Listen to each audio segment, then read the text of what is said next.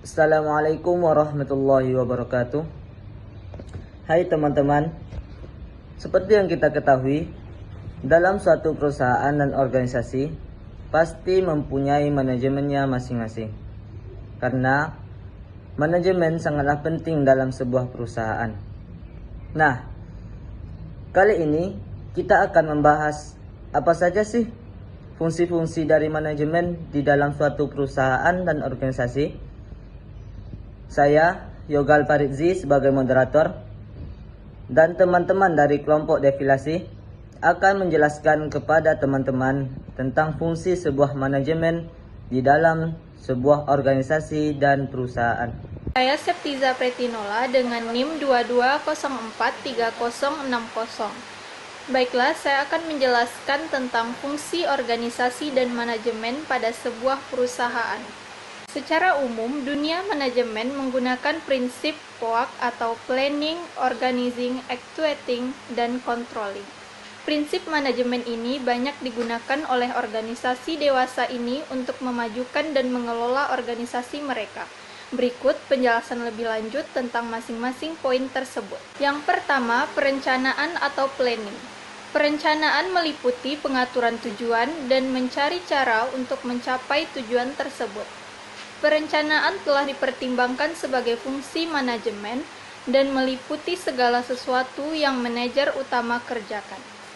Di dalam planning, manajer memperhatikan masa depan, mengatakan ini adalah apa yang ingin kita capai dan bagaimana kita akan melakukannya. Membuat keputusan biasanya menjadi bagian dari perencanaan, karena setiap pilihan dibuat berdasarkan proses penyelesaian setiap rencana. Perencanaan penting karena banyak berperan dalam menggerakkan fungsi manajemen yang lain. Contohnya, setiap manajer harus membuat rencana pekerjaan yang efektif di dalam kepegawaian organisasi.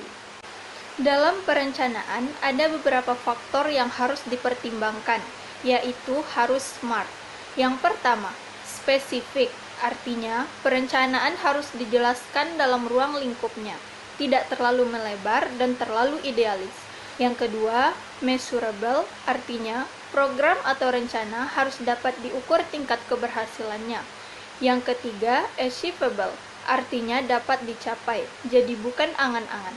Yang keempat, realistis, artinya sesuai dengan kemampuan dan sumber daya yang ada. Tidak terlalu mudah dan tidak terlalu sulit, tapi tetap ada tantangan.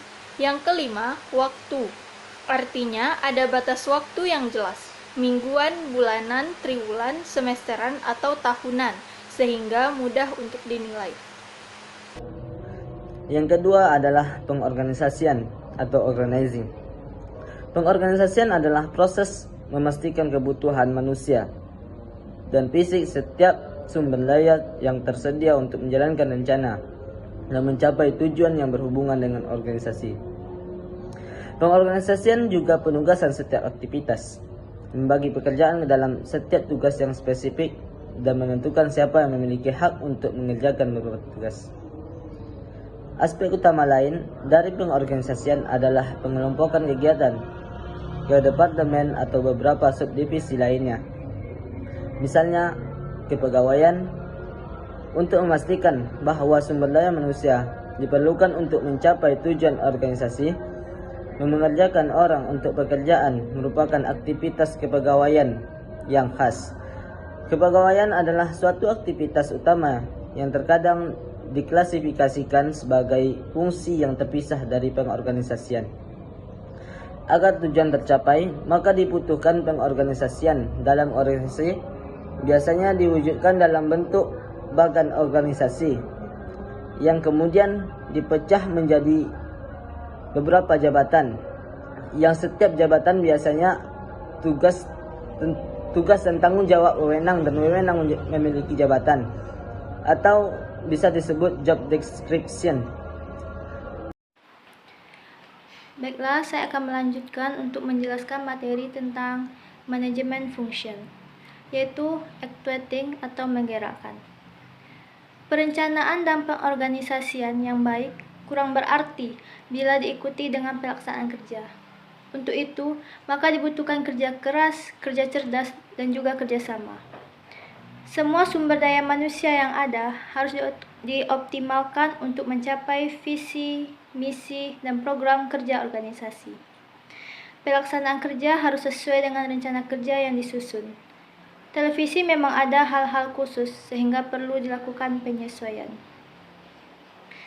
Setiap SDM harus bekerja sesuai dengan tugas, fungsi, dan peran, keahlian, dan kompetensi masing-masing SDM untuk mencapai visi, misi, dan program kerja organisasi yang telah ditetapkan. Selanjutnya yaitu controlling atau mengontrol. Agar pekerjaan berjalan sesuai dengan visi, misi, aturan, dan program kerja, maka dibutuhkan pengontrolan, baik dalam bentuk supervisi, pengawasan, inspeksi, hingga audit. Kata-kata tersebut memang memiliki makna yang berbeda, tapi yang terpenting adalah bagaimana sejak dini dapat mengetahui penyimpangan yang terjadi, baik dalam tahap perencanaan, pelaksanaan, maupun pengorganisasian. Sehingga dengan hal tersebut dapat segera dilakukan koreksi, antisipasi, dan penyesuaian-penyesuaian sesuai dengan situasi, kondisi, dan perkembangan zaman.